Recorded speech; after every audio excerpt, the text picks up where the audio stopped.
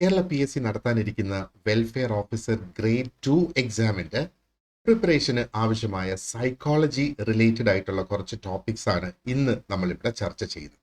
അപ്പോൾ ഇത് വളരെ കൺസൈസ് ആയിട്ടുള്ള ഒരു ലെസൺ ആണ് ഇവിടെ പ്രിപ്പയർ ചെയ്തിട്ടുള്ളത്. നമുക്ക് 4 പ്രധാനപ്പെട്ട സൈക്കോളജി അല്ലെങ്കിൽ മനഃശാസ്ത്ര ശാഖകൾ, അതാണ് സ്കൂൾസ് ഓഫ് സൈക്കോളജി എന്ന് പറയുന്നത്.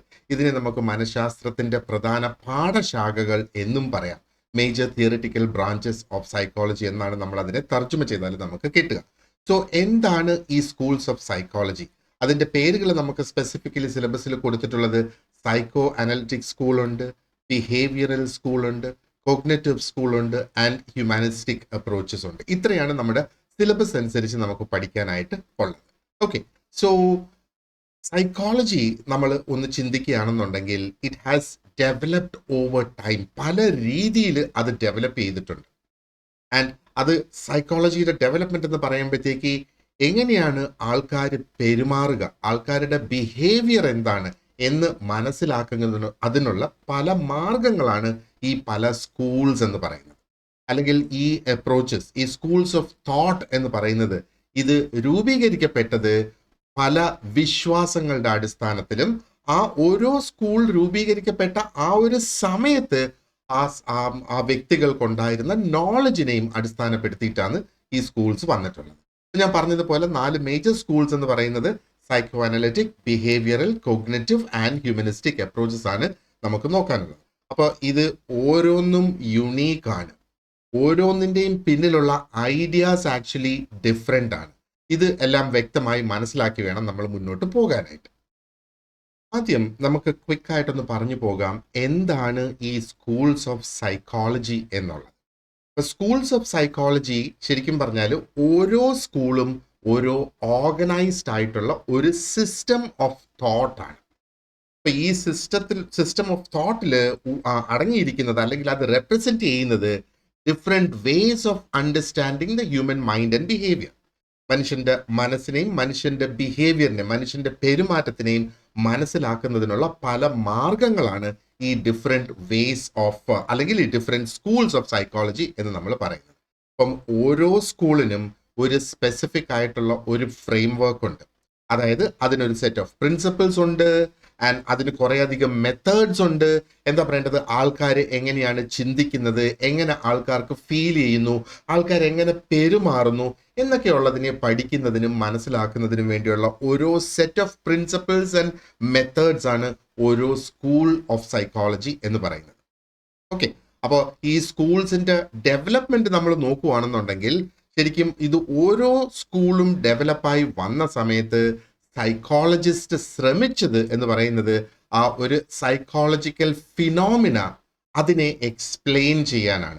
ഒരുപക്ഷെ ഒരേ കാര്യം തന്നെയായിരിക്കും ഇവിടെ പറയുന്നത്, പക്ഷേ അതിനെ പല രീതിയിൽ വീക്ഷിച്ച് പല വീക്ഷണങ്ങളായിട്ടാണ് ഈ പല സ്കൂൾസിനെ തരംതിരിച്ചിരിക്കുന്നതെന്ന് പറയാം. അപ്പൊ ഇതിൽ ചിലത് അൺകോൺഷ്യസ് ആയിട്ടുള്ള മോട്ടീവ്സിനെ ഫോക്കസ് ചെയ്തുകൊണ്ടാണ് വരുന്നത്. എന്നാൽ മറ്റു ചില സ്കൂൾസ് നമ്മൾ നോക്കുകയാണെന്നുണ്ടെങ്കിൽ ഒബ്സർവബിൾ ആയിട്ടുള്ള ബിഹേവിയേഴ്സിൽ അത് ഫോക്കസ് ചെയ്യുന്നു. തോട്ട് പ്രോസസ്സ്, നമ്മൾ എങ്ങനെ ചിന്തിക്കുന്നു എന്നുള്ളതിൽ അത് ഫോക്കസ് ചെയ്യുന്നു. ആൻഡ് ചിലത് ഫോക്കസ് ചെയ്യുന്നത് എന്താ പറയേണ്ടത്, ആ മനുഷ്യന്റെ പേഴ്സണൽ ഗ്രോത്തിനെ ഫോക്കസ് ചെയ്തുകൊണ്ട് അത് അവിടെ വരുന്നു എന്നുള്ളത്. അപ്പോൾ just like the different branches of science ഓരോ പ്രോബ്ലത്തിന്, ഓരോ ബ്രാഞ്ച് ഓഫ് സയൻസ് നമ്മൾ എടുക്കുകയാണെന്നുണ്ടെങ്കിൽ ഓരോ പ്രോബ്ലംസിനെ അത് അപ്രോച്ച് ചെയ്യുന്നത് ഡിസ്റ്റിങ്ക്റ്റ് ആയിട്ടുള്ള ടൂൾസും ഡിഫറെന്റ് ആയിട്ടുള്ള തിയറീസും ഉപയോഗിച്ചാണ് അല്ലേ. അപ്പൊ ഈ സ്കൂൾസ് ഓഫ് സൈക്കോളജി എന്ന് പറയുന്നത് is nothing but it gives us these various perspectives on human experience. Okay, പിന്നെ കാലം പോയതനുസരിച്ച് ഈ അപ്രോച്ചസ് ഒക്കെ എന്താ പറയേണ്ടത്, ഒരുപാടധികം സൈക്കോളജിക്കൽ റിസർച്ചിനെ അത് സ്വാധീനിച്ചിട്ടുണ്ട്. അല്ലെങ്കിൽ ഇതിൻ്റെയൊക്കെ ബേസിസിൽ ഒരുപാടധികം സൈക്കോളജിക്കൽ റിസർച്ച് നടത്തിയിട്ടുണ്ട്. അങ്ങനെ തന്നെ നമുക്ക് ഒത്തിരി അധികം സൈക്കോളജിക്കൽ തെറാപ്പി മോഡൽസും മെത്തേഡ്സും ഇതിൽ നമുക്ക് ലഭിച്ചിട്ടുണ്ട്. അത് സൈക്കോളജിയിൽ മാത്രമല്ല, എഡ്യൂക്കേഷന് വേണ്ടിയിട്ടുള്ള മോഡൽസ് ഉണ്ട്, ഹെൽത്ത് കെയറിന് വേണ്ടിയിട്ടുള്ള മോഡൽസ് ഉണ്ട്, ആൻഡ് വളരെ പ്രധാനമായിട്ട് നമ്മളെ സംബന്ധിച്ചിടത്തോളം സോഷ്യൽ വർക്കിന് വേണ്ടിയിട്ടുള്ള മോഡൽസും ഇവിടെ ഡെവലപ്പായി വന്നിട്ടുണ്ട് എന്നുള്ളതാണ് നമ്മൾ മനസ്സിലാക്കേണ്ടത്. ഓക്കെ, സോ ആദ്യം നമുക്ക് നോക്കാം എന്താണ് ഈ സൈക്കോ അനലിറ്റിക് സ്കൂൾ. അതിനുശേഷം നമുക്ക് ബിഹേവിയറലിനെ കുറിച്ച് ക്വിക്ക് ആയിട്ടൊരു ഡിസ്കഷൻ നടത്താം, പിന്നെ cognitive, humanistic, and at the end we will have a couple of questions also to discuss. Alright, so let us see ആ ഒരു psycho analytic school of psychology എന്ന് പറയുമ്പോഴത്തേക്ക് എന്താണ്. First let us look at the origins and the timeline of it. അപ്പോൾ ഈ psycho analytic school specifically നമ്മൾ നോക്കുകയാണെന്നുണ്ടെങ്കിൽ ഇത് ഒറിജിനേറ്റ് ചെയ്തത് was in the late 19th and the early 20th centuries. This was one of the earliest and comprehensive frameworks എന്ന് വേണമെങ്കിൽ നമുക്ക് പറയാം. മനുഷ്യന്റെ മനസ്സിലാക്കുന്ന, ഹ്യൂമൻ മൈൻഡ് മനസ്സിലാക്കുന്നതിനുള്ള ഒരു ഒരു ഒരു ഒരു ഏർലിയസ്റ്റ് ആയിട്ടുള്ള അല്ലെങ്കിൽ ആദ്യമുണ്ടായ സ്കൂള് ഈ സൈക്കോ അനലിറ്റിക് സ്കൂളാണ് എന്ന് നമുക്ക് വേണമെങ്കിൽ പറയാം. ബാക്കി വന്ന സ്കൂൾസ് എല്ലാം ഒരുപക്ഷെ ഇതിന്റെ ക്രിറ്റിസിസത്തിനെ ബേസ് ചെയ്ത് അല്ലെങ്കിൽ ഇതിന്റെ ഒരു പോരായ്മയെ ബേസ് ചെയ്ത് അല്ലെങ്കിൽ ഇതിൽ ഉൾപ്പെടുത്താത്ത ഒരു ഘടകത്തെ കൂടെ ഉൾപ്പെടുത്തണം എന്നുള്ള ഉദ്ദേശത്തിലൊക്കെ ഡെവലപ്പ് ചെയ്ത് വന്നതാണ് ബാക്കിയുള്ള എല്ലാ സ്കൂൾസും നമ്മൾ നോക്കുകയാണെങ്കിൽ. സൈക്കോ അനലിറ്റിക് സ്കൂളിന്റെ ഫൗണ്ടർ അല്ലെങ്കിൽ this was pioneered by Sigmund Freud. Sigmund Freud പ്രധാനമായിട്ട് ഈ സൈക്കോ അനലിറ്റിക് സ്കൂളിൽ അല്ലെങ്കിൽ ആ ഒരു തിയറിയിൽ അദ്ദേഹം ഇൻട്രൊഡ്യൂസ് ചെയ്തത് is the idea of the unconscious mind. Okay, അപ്പൊ ഞാൻ നേരത്തെ പറഞ്ഞതുപോലെ ഇത് വളരെ ബ്രീഫ് ആയിട്ടുള്ള ഒരു എക്സ്പ്ലനേഷൻ ആണ് നമ്മളിവിടെ നടത്തുന്നത്. ഇതിന്റെ ഡീറ്റെയിൽഡ് ആയിട്ടുള്ള എക്സ്പ്ലനേഷൻ നിങ്ങൾ ഗോൾഡ് ബാച്ചിൽ ജോയിൻ ചെയ്യുന്നവർക്ക് അത് ലഭ്യമാവുന്നതാണ്. അതോടൊപ്പം ഡീറ്റെയിൽഡ് ആയിട്ടുള്ള നോട്ട്സും പ്രാക്ടീസ് ക്വസ്റ്റ്യൻസും ഒക്കെ ഓരോ ടോപ്പിക്കിന് നിങ്ങൾക്ക് ലഭിക്കും. Alright, so let's come back to psycho analytic school. അപ്പൊ സിഗ്മണ്ട് ഫ്രോയിഡ് ഒരു ഓസ്ട്രിയൻ ന്യൂറോളജിസ്റ്റ് ആണ്. അദ്ദേഹം ജീവിച്ചിരുന്ന അല്ലെങ്കിൽ ഈ എക്സ്പെരിമെന്റ്സ് ഒക്കെ അദ്ദേഹം നടത്തിയതെല്ലാം ഓസ്ട്രിയ എന്ന് പറയുന്ന ആ ഒരു രാജ്യത്ത് വെച്ചാണ്. ഓക്കെ, അതുകൊണ്ട് തന്നെ പല പോരായ്മകളും ഈ ഒരു തിയറിക്ക് ഉണ്ട് എന്ന് വേണമെങ്കിൽ നമുക്ക് പറയാം. അപ്പൊ യൂണിവേഴ്സലി ആക്സെപ്റ്റബിൾ അല്ല അദ്ദേഹത്തിന്റെ ഈ തിയറീസ് എന്നുള്ള ഒരു ക്രിറ്റിസിസം ഇതിനുണ്ട്. കാരണം അദ്ദേഹത്തിന്റെ ബേസിസ് മൊത്തം ആ ഒരു ഓസ്ട്രിയ ബേസ്ഡ് ആയിരുന്നു എന്നുള്ളത്. അപ്പം അദ്ദേഹം പ്രധാനമായിട്ട് ശ്രമിച്ചത് സൈക്കോളജിക്കൽ ഡിസോർഡേഴ്സ് എന്ന് പറയുന്നത് is not merely through observable behaviours. അപ്പോൾ ഒരു മനുഷ്യനൊരു സൈക്കോളജിക്കൽ ഡിഫക്റ്റ് ഉണ്ടെങ്കിൽ ആ ഒരു വ്യക്തി ഒരു പ്രത്യേക തരം രീതിയിൽ സാധാരണ മനുഷ്യൻ പെരുമാറാത്ത ഒരു പ്രത്യേക രീതിയിൽ ആ ഒരു മനുഷ്യൻ പെരുമാറാനുള്ള സാധ്യതയുണ്ട് അല്ലേ. അപ്പൊ അദ്ദേഹം പറയുന്നത് സൈക്കോളജിക്കൽ ഡിസോർഡേഴ്സ് എന്ന് പറയുന്നത് ജസ്റ്റ് ഈ ഒരു ഒബ്സർവബിൾ ആയിട്ടുള്ള ബിഹേവിയേഴ്സ് മാത്രമല്ല, അല്ലെങ്കിൽ അതിലൂടെയല്ല നമ്മൾ മനസ്സിലാക്കേണ്ടത്, പക്ഷേ through the hidden workings of the unconscious mind. അപ്പോൾ നമുക്ക് കോൺഷ്യസ് ആയിട്ടുള്ള ഒരു മൈൻഡ് ഉണ്ട്, അൺകോൺഷ്യസ് ആയിട്ടുള്ള ഒരു മൈൻഡ് ഉണ്ട്. അപ്പൊ അദ്ദേഹം പ്രധാനമായിട്ട് ഇവിടെ പറയുന്നത് നമ്മുടെ അൺകോൺഷ്യസ് മൈൻഡ് ആണ് ഈ സൈക്കോളജിക്കൽ ഡിസോർഡേഴ്സ് വരുന്നതിന് വേണ്ടി കാരണം ആയി മാറുന്നത് എന്നുള്ളത്. അപ്പോൾ ഫ്രോയിഡ് ഒരു പ്രാക്ടീഷണറും കൂടിയായിരുന്നു. അപ്പൊ അദ്ദേഹത്തിന് ഒരുപാടധികം ക്ലിനിക്കൽ എക്സ്പീരിയൻസ് ഉണ്ടായിരുന്നു അദ്ദേഹത്തിന്റെ പേഷ്യൻസിനെ ട്രീറ്റ് ചെയ്യുന്നതിന്. അപ്പൊ പ്രധാനമായിട്ടും അദ്ദേഹം ഹിസ്റ്റീരിയ ബാധിച്ചിട്ടുള്ള പേഷ്യൻസിനെ ആയിരുന്നു ഒരുപാടധികം ട്രീറ്റ് ചെയ്തത്.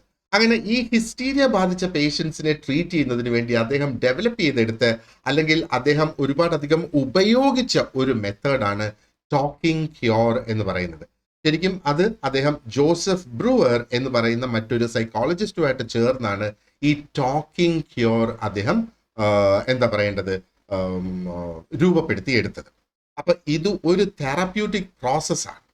ഇതാണ് പിന്നീട് സൈക്കോ അനാലിസിസിന്റെ കോർണർ സ്റ്റോൺ ആയി മാറിയത് എന്ന് നമുക്ക് പറയാം. അപ്പൊ talking cure is very simple. അതായത് ആ ഒരു വ്യക്തിയുടെ അബോധ മനസ്സിലുള്ളത് എന്താണെന്ന് സംസാരിച്ച് ആ ഒരു വ്യക്തിയെ കൊണ്ട് തന്നെ പറയിപ്പിക്കാനായിട്ട് ശ്രമിക്കുക എന്നുള്ള ഒരു മെത്തേഡാണ് in simple terms talking cure എന്താണ് എന്ന് നമ്മൾ നോക്കിയാൽ. Okay, so that's a brief about the psycho analytic school of psychology. ഇനി നമുക്ക് അതിന്റെ ടൈം ലൈൻസ് ഒന്ന് നോക്കാം. ഈ ടൈം ലൈൻസ് എന്ന് പറയുന്നത് നമ്മുടെ PSC എക്സാംസിനെ സംബന്ധിച്ചിടത്തോളം വളരെ പ്രധാനപ്പെട്ടതാണ്.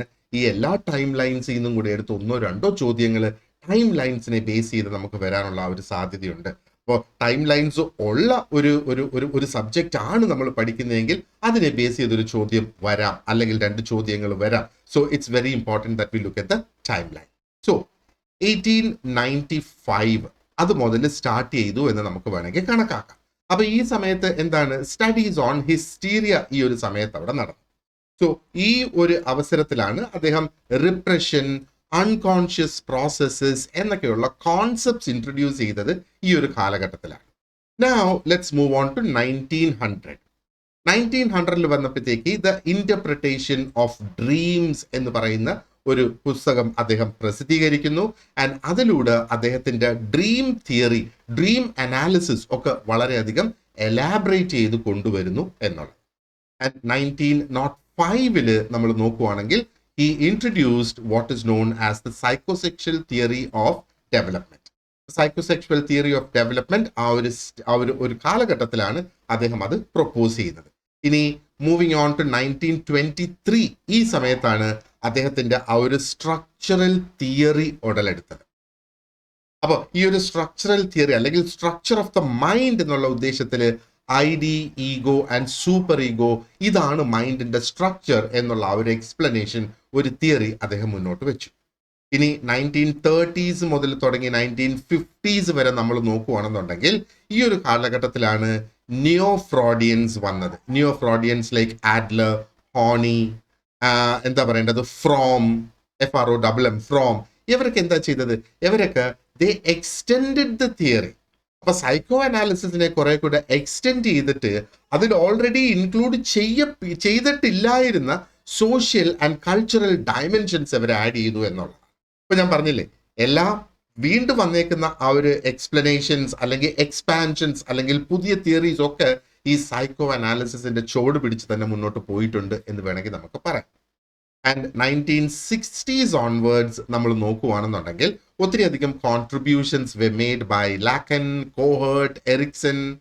അപ്പൊ ഇവരുടെയൊക്കെ കോൺട്രിബ്യൂഷൻസ് വന്നപ്പോഴത്തേക്കാണ് ശരിക്കും ഈ സൈക്കോ അനാലിസിസ് ഡൈവേഴ്സിഫൈ ചെയ്ത് സൈക്കോ ഡൈനമിക് അപ്രോച്ചസിലേക്ക് മാറിയത് എന്ന് നമുക്ക് കാണാം.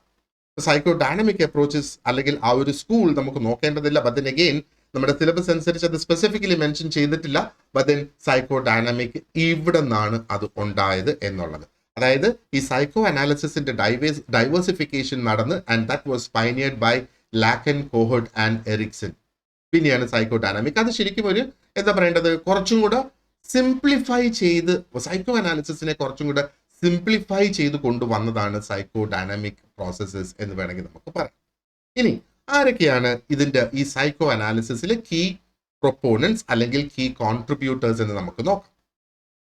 ആദ്യം തന്നെ നമുക്ക് സിഗ്മണ്ട് ഫ്രോയിഡ്, അദ്ദേഹത്തിന്റെ പേര് ആദ്യം തന്നെ നമ്മൾ ലിസ്റ്റിൽ കാണേണ്ടതാണ്. Because he is the originator of psycho analysis and specifically known for theories on unconscious, defence mechanisms and the psychosexual stages. അപ്പൊ ഇത് മൂന്നും ആ അൺകോൺഷ്യസ് മൈൻഡിന്റെ കോൺസെപ്റ്റ് എന്താണ്, ഡിഫൻസ് മെക്കാനിസംസ് എന്താണ്, ഡിഫൻസ് മെക്കാനിസംസ് എന്നുള്ളത്. ഇപ്പോൾ ഡിഫൻസ് മെക്കാനിസംസ് എന്ന് പറയുമ്പോഴത്തേക്ക് നമ്മുടെ മൈൻഡ് തന്നെ അല്ലെങ്കിൽ നമ്മുടെ മനസ്സ് തന്നെ എടുക്കുന്ന ചില മെക്കാനിസംസ് ആണ് നമ്മൾ ഒരുപാടധികം ട്രബിളിലോട്ട് കടക്കുന്നതിന് മുന്നേ മനസ്സിനെ ഡൈവേർട്ട് ചെയ്ത് കൊണ്ടുപോകുന്നതിന് വേണ്ടിയിട്ട് എടുക്കുന്ന ഒരു മെക്കാനിസമാണ്. അത് in terms of ID, ego, super ഈഗോയുടെ ടേംസിൽ നമുക്ക് പറയാനാണെന്നുണ്ടെങ്കിൽ actually ego is the one that mediates the ID and the super ego.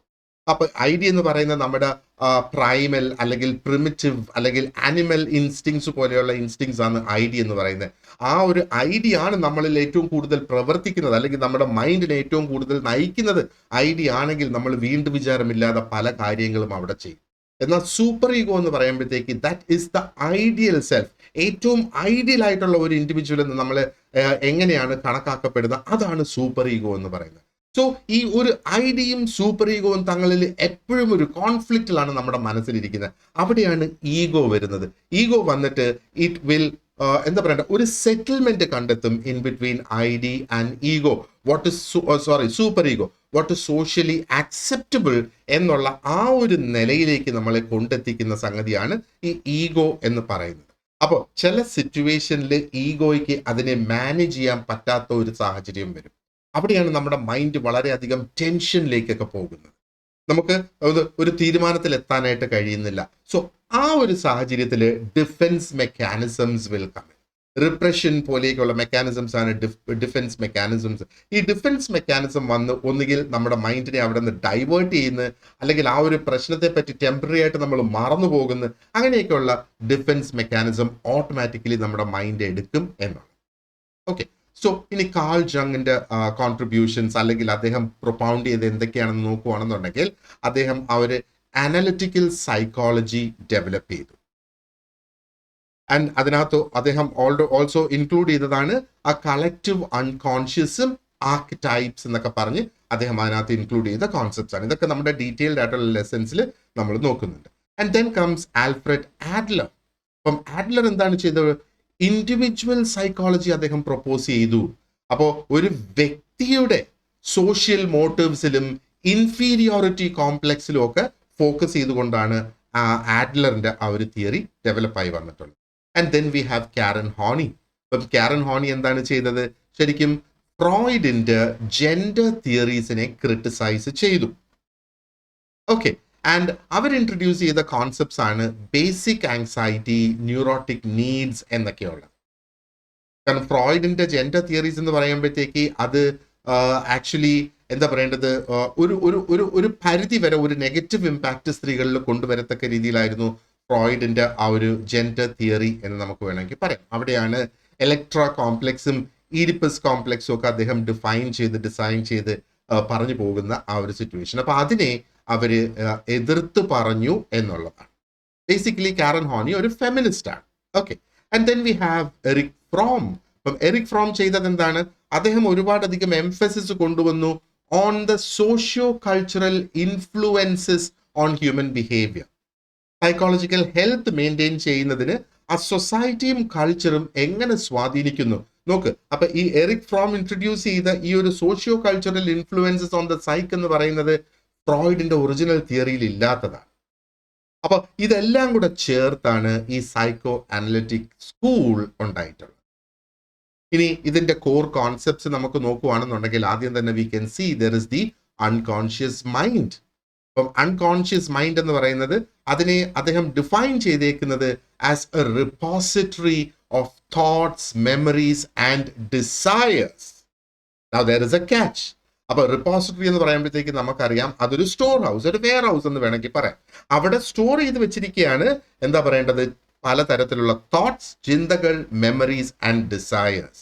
ഇനി ഏത് തരത്തിലെ ഡിസയേഴ്സും മെമ്മറീസും ചിന്തകളും തോട്ട്സും ആണിത്? that are excluded from the conscious awareness. നമ്മുടെ ബോധ മനസ്സിൽ നിന്ന് എക്സ്ക്ലൂഡ് ചെയ്തു, പക്ഷെ അത് കംപ്ലീറ്റ് ആയിട്ട് മാഞ്ഞു പോയിട്ടില്ല. അതാണ് ആ ഒരു അൺകോൺഷ്യസിൽ പോയി കിടക്കുന്നത്. അപ്പൊ കോൺഷ്യസ് മൈൻഡിൽ ഇല്ലാത്ത തോട്ട്സും മെമ്മറീസും ഡിസയേഴ്സും അവിടെ പോയി കിടക്കുന്നത്. നമുക്ക് വേണമെങ്കിൽ പറയാം റിപ്രസ്ഡ് ആയിട്ടുള്ള, അടിച്ചമർത്തപ്പെട്ടിട്ടുള്ള തോട്ട്സും മെമ്മറീസും ഡിസയേഴ്സും, അല്ലെങ്കിൽ നമുക്ക് വേദന ഉണ്ടാക്കുന്ന തരത്തിലുള്ള തോട്ട്സും മെമ്മറീസും ഡിസയേഴ്സും ആണ് ഈ ഒരു അൺകോൺഷ്യസ് മൈൻഡിൽ പോയി കിടക്കുന്നത്. ആൻഡ് അദ്ദേഹം പറയുന്നത് ഇത് കോൺഷ്യസ് അവയർനെസ്സിന്റെ പുറത്താണെങ്കിൽ പോലും ഇത് ഒരു വ്യക്തിയുടെ ബിഹേവിയറിനെ സ്വാധീനിക്കുന്നു എന്നുള്ളതാണ്. ഓക്കെ, പിന്നെ പേഴ്സണാലിറ്റിയുടെ സ്ട്രക്ചർ അദ്ദേഹം ഇൻട്രൊഡ്യൂസ് ചെയ്തത് നേരത്തെ ഞാൻ പറഞ്ഞതുപോലെ ID, ego and the super ego. പിന്നെ ഒരു കൊണ്ടുവന്നിട്ടുള്ള കോൺസെപ്റ്റ് ആണ് ഫ്രോയിഡിന്റെ ഡിഫൻസ് മെക്കാനിസംസ് എന്ന് പറയുന്നത്. ഡിഫൻസ് മെക്കാനിസത്തിൽ റിപ്രഷൻ ഉണ്ട്, പ്രൊജക്ഷൻ ഉണ്ട്, സബ്ലിമേഷൻ ഉണ്ട്, ഡിനായൽ ഉണ്ട് എന്നുള്ളത്. ഓക്കെ, അപ്പോൾ ഇതിനകത്ത് റിപ്രഷൻ ഓക്കെ അതിനെ അവിടെ നിന്ന് മാറ്റി വെക്കുന്നു എന്ന് പറയാം. പ്രൊജക്ഷൻ അത് മറ്റുള്ളവരുടെ തലയിലോട്ട് വെക്കാൻ ശ്രമിക്കുന്നത് പ്രൊജക്ഷൻ. സബ്ലിമേഷൻ ഇതിനെ റീപ്ലേസ് ചെയ്ത് കുറെ കൂടെ ട്രിവ്യൽ ആയിട്ടുള്ള, സിമ്പിൾ ആയിട്ടുള്ള എന്തെങ്കിലും ഒരു സംഗതി നമ്മൾ കൊണ്ടുവരുന്നത്. അപ്പൊ ഈ എന്തിനെ റീപ്ലേസ് ചെയ്യുന്നു? നമ്മുടെ മൈൻഡിലുള്ള അല്ലെങ്കിൽ നമുക്കുള്ള ആ ഒരു ഒരു ഒരു ഒരു ഒരു അടിച്ചമർത്തേണ്ടതായിട്ടുള്ള നമ്മുടെ ഒരു ചിന്തയോ ആഗ്രഹമോ ഒരു ഡിസയറോ ഒക്കെയാണ്. അതിനെയൊക്കെ ചെറുക്കുന്നതിന് വേണ്ടിയിട്ടുള്ളതാണ്. ആൻഡ് ഡിനായൽ എന്ന് പറയുന്നത് എന്താ പറയേണ്ടത്? ശരിക്കും ഒരു സംഗതി ഇല്ല എന്ന് പറയുക. അതിൻ്റെ ഒരു എക്സാമ്പിൾ നമുക്ക് നോക്കാനാണെന്നുണ്ടെങ്കിൽ ഒരു വ്യക്തി എന്താ പറയേണ്ടത്, ഡ്രഗ്സിന് അടിമപ്പെട്ടിരിക്കുകയാണ്. പക്ഷേ ആ വ്യക്തി പറയുന്നത് ഡ്രഗ്സ് ഉപയോഗിക്കുന്നതുകൊണ്ട് എനിക്ക് യാതൊരു പ്രശ്നവും ഉണ്ടാകുന്നില്ല എന്ന് പറയുന്നത്, ദാറ്റ് ഈസ് ഡിനായൽ എന്നുള്ളത്. ആൻഡ് പിന്നീട് ഉള്ള ഒരു കോർ കോൺസെപ്റ്റ് ആണ് സൈക്കോസെക്ഷുവൽ സ്റ്റേജസ്. 5 സ്റ്റേജസ് ആണ് ഇവിടെ ഐഡന്റിഫൈ ചെയ്തിട്ടുള്ളത്: oral, anal, phallic, latency and genital stage. അപ്പൊ ഓരോ സ്റ്റേജിനും there is a potential for fixation. ഇവിടെ ഫിക്സേഷൻ എന്ന് പറയുന്നത് എന്താണ്? ഇപ്പം ഓരോ സ്റ്റേജിലും അദ്ദേഹം പറയുന്നത് നമ്മുടെ മനസ്സ് ഒരു കോൺഫ്ലിക്റ്റിലൂടെ, അല്ലെങ്കിൽ ഈ സ്റ്റേജസ് എല്ലാം കടന്നു പോകുന്നത് ഇൻഫൻസ് ആണ്. പരമാവധി എന്താ പറയേണ്ടത്, ആ ഒരു ഒരു 12-13 വയസ്സൊക്കെ ആകുമ്പോഴത്തേക്ക് ലാറ്റൻസിയിലെത്തുന്ന, ആൻഡ് പിന്നെ ജെനിറ്റൽ അതിന് മുകളിലേക്ക് ഒരു യങ് അഡൾട്ട് എന്ന നിലയിലാകുമ്പോഴത്തേക്ക് ആ ഒരു ജെനിറ്റൽ സ്റ്റേജിലേക്ക് അങ്ങ് പോകുന്നു എന്നുള്ളതാണ്. അപ്പൊ ഇവിടെ ഓരോ സ്റ്റേജിലും ഒരു കോൺഫ്ലിക്റ്റ് റിസോൾവ് ആയി വരണം. ഇപ്പൊ ഉദാഹരണം ഓറൽ സ്റ്റേജ് നമ്മൾ എടുക്കുകയാണെങ്കിൽ അപ്പൊ അദ്ദേഹത്തിന്റെ തിയറിയിൽ അദ്ദേഹം പ്രൊപ്പോസ് ചെയ്യുന്നത് ഈ ഒരു ബേബി 0 to 1 year ജനനം മുതൽ 1 വയസ്സ് വരെയാണ് ഈ ഒരു ഓറൽ സ്റ്റേജ് ആ ഒരു കുട്ടി കടന്നു പോകേണ്ടത്. അപ്പൊ ഈ ഒരു സ്റ്റേജിൽ ആ കുട്ടിയുടെ പ്ലഷർ പോയിന്റ് എന്ന് പറയുന്നത് ഇസ് ദ മൗത്ത്. കാരണം ആ കുട്ടി ഭക്ഷണം എടുക്കുന്നതിന് വേണ്ടിയിട്ട്, അതായത് പാല് കുടിക്കുന്നതിന് വേണ്ടിയിട്ട് the child will be sucking.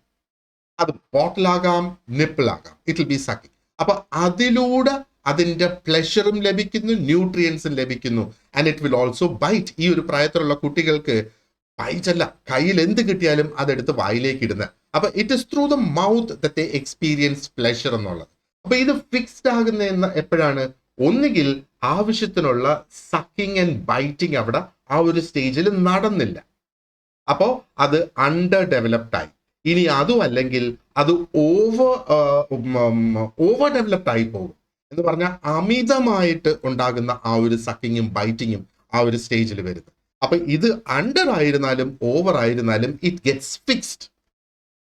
അപ്പൊ ഈ ഫിക്സ്ഡ് ആകുന്നതിന്റെ ഫലമായിട്ട് ചില ഹാബിറ്റ്സ് അവര് മുതിർന്നു കഴിയുമ്പം, വളർന്നു കഴിയുമ്പം ചില ഹാബിറ്റ്സ് അവർ ഡെവലപ്പ് ചെയ്യും. അപ്പൊ ഇത് ഫിക്സ്ഡ് ആയാൽ, ഇത് അണ്ടർ ആയാലും ഓവർ ആയിരുന്നാൽ പോലും അഡൽസിൽ അവർക്ക് ഈ നഖം കടിക്കുന്ന സ്വഭാവം, അതേപോലെ പുകവലി ഒക്കെ ഇതിന്റെ ഭാഗമായിട്ട് വരുന്നു, അല്ലെങ്കിൽ ഇതിന്റെ ആഫ്റ്റർ എഫക്ട്സ് ആണ് ആ ഉണ്ടാകുന്നത് എന്നുള്ളതാണ് ഫ്രോയിഡ് അവിടെ പറയുന്നത്. അപ്പൊ ഇതേപോലെ ബാക്കി 4 സ്റ്റേജസിനുള്ള എക്സ്പ്ലനേഷനും ഉണ്ട്. അത് ആൻഡ് അതിന്റെ ഫോക്കസ് പോയിന്റ് ഏതാണെന്നുള്ളതുണ്ട്. ആൻഡ് എന്താ പറയണ്ടേ, അത് ഫിക്സ്ഡ് ആകുമ്പോഴത്തേക്ക് എന്താണ് സംഭവിക്കുന്നത് എന്നും നമുക്ക് മനസ്സിലാക്കാം. ആൻഡ് മറ്റൊരു കോൺസെപ്റ്റ് ഇവിടെ വളരെ പ്രധാനപ്പെട്ടത് is the dream analysis. Dream analysis എന്ന് പറയുമ്പോഴത്തേക്ക് അനലൈസിങ് എ ഡ്രീം എന്ന് പറയുമ്പം it is differentiating between manifest and latent content. എന്താണ് ഈ മാനിഫെസ്റ്റ് കോണ്ടന്റ് എന്ന് പറയുന്നത്? മാനിഫെസ്റ്റ് കോണ്ടന്റ് ആണ് നമ്മൾ സത്യത്തിൽ കാണുന്ന ആ ഒരു സ്വപ്നം. ഇത് നമ്മൾ ഉറങ്ങുമ്പം കാണുന്ന ഡ്രീംസ് ആണ്. ഉണർന്നിരിക്കുമ്പം കാണുന്ന ഡ്രീംസ് അല്ല ഇവിടെ ഉദ്ദേശിക്കുന്നത്. നമ്മൾ യഥാർത്ഥത്തിൽ കാണുന്ന സ്വപ്നം, ഉറക്കത്തിൽ കാണുന്ന സ്വപ്നം. അപ്പോൾ ഈ സ്വപ്നം, അതിന്റെ മാനിഫെസ്റ്റ് കോണ്ടന്റ് എന്ന് പറയുന്നത് ആക്ച്വൽ സ്വപ്നം. ഒരു പാലത്തിലൂടെയൊക്കെ നടന്നു പോയിട്ട് ആ പാലത്തിൽ നിന്ന് വീഴുന്നത് പക്ഷെ ഒരിക്കലും തറയിലെത്തുന്നില്ല. ഇങ്ങനെയൊക്കെയുള്ള സ്വപ്നങ്ങൾ നമ്മൾ പലപ്പോഴും കാണാറൊക്കെ ഇല്ലേ.